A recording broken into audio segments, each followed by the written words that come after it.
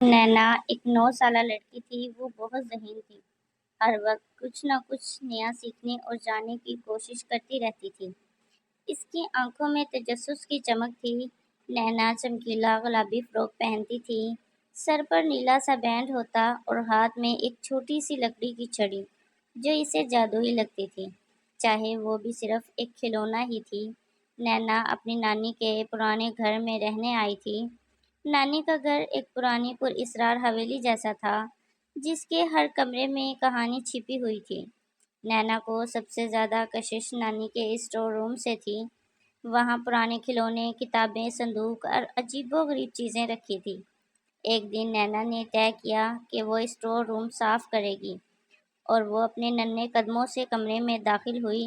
گرد سے بھرے ہوئے صندوقوں کو دیکھا، پرانی الماریاں کھولیں اور آخر کار کمرے کے ایک کونے میں اسے ایک بڑا گرد آلود آئینہ نظر آیا۔ نینا آہستہ سے اس کے قریب گئی۔ آئینہ بظاہر عام سا لگتا تھا، لیکن جیسے ہی اس نے اس کی سطح پر ہاتھ پھیرا، ایک عجیب سی ٹھنڈک محسوس ہوئی۔ اس نے اپنے آستین سے آئینہ صاف کرنا شروع کیا۔ اچانک ایک روشنی چمکی اور آئینہ تھر تھرانے لگا۔ نینا پیچھے ہٹ گئی۔ آئینہ چمکا اور پھر بولنے لگا۔ نینا، آئینے کی آواز بھاری مگر نرم تھی۔ تم نے مجھے جگایا ہے۔ اب وقت ہے کہ تم اپنے اندر کی سچائیوں کا سامنا کرو۔ نینا حیرت سے ادھر ادھر دیکھنے لگی۔ کک، کون؟ آپ کون؟ آئینہ کیسے بول سکتا ہے؟ آئینہ، میں ایک جادوئی دروازہ ہوں، لیکن میرے ذریعے آگے بڑھنے کے لیے تمہیں اپنے دل سے 3 سچ بولنے ہوں گے۔ نینا کی آنکھیں پھیل گئی۔ 3 سچ؟ کیسے سچ؟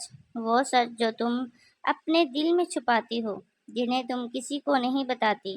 نینا خاموش ہو گئی۔ اس کے دل میں کئی جذبے ہلچل کرنے لگے۔ پھر وہ آہستہ سے بولی، پہلا سچ، میں رات کو اکثر اندھیرے سے ڈرتی ہوں، لیکن کسی کو نہیں بتاتی۔ سب سمجھتے ہیں کہ میں بہادر ہوں۔ آئینہ ہلکی روشنی سے چمکنے لگا۔ یہ پہلا سچ تھا۔ نینا نے گہرا سانس لیا۔ دوسرا سچ، میں کبھی کبھی اپنی چھوٹی بہن سے جلتی ہوں۔ ماما بابا اسے زیادہ وقت دیتے ہیں اور مجھے لگتا ہے کہ میں نظر انداز ہو جاتی ہوں۔ آئینہ اور بھی چمکنے لگا۔ نینا کی آنکھوں میں ہلکی سی نمی آ گئی۔ تیسرا سچ، میں چاہتی ہوں کہ بابا میرے ساتھ زیادہ وقت گزاریں۔ وہ بہت مصروف رہتے ہیں اور میں اکثر ان کی کمی محسوس کرتی ہوں۔ یہ کہتے ہی آئینہ تیزی سے چمکنے لگا۔ ایک جادوئی روشنی پورے کمرے میں پھیل گئی اور آئینے کی سطح پر ایک دروازہ نمودار ہو گیا، روشن، دھندلا اور خواب جیسا۔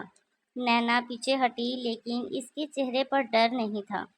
اس کی آنکھوں میں حیرت، دل میں ہمت اور دماغ میں سوالات تھے۔ آئینہ دوبارہ بولا، تم نے سچ کا سامنا کیا، نینا، اب جادو کی دنیا تمہارے لیے کھل گئی ہے۔ نینا نے ایک لمحے کے لیے ماں، نانی اور اپنی دنیا کو یاد کیا، پھر ہنستے ہوئے آگے بڑھی۔ میں تیار ہوں، اس نے کہا اور دروازے میں قدم رکھ دیا۔ دروازے کے اس پار ایک نئی دنیا اس کا انتظار کر رہی تھی۔ بولتے درخت، اڑتے پرندے جو کتابیں پڑھتے تھے، بادلوں پر تیرتے جزیرے اور رنگ بدلتی جھیلیں۔ نینا کی جادوئی دنیا کا پہلا قدم مکمل ہو چکا تھا، لیکن یہ تو صرف شروعات تھی۔ اگر آپ کو بھی نینا کی کہانی پسند آئی ہو تو لائک اور سبسکرائب ضرور کریں۔ اگلی قسط دیکھنے کے لیے بیل آئیکن دبائیں۔ کمنٹ میں ضرور بتائیں آپ کو یہ کہانی کیسی لگی۔ بچوں، کیا آپ کو بھی جادوئی آئینہ چاہیے؟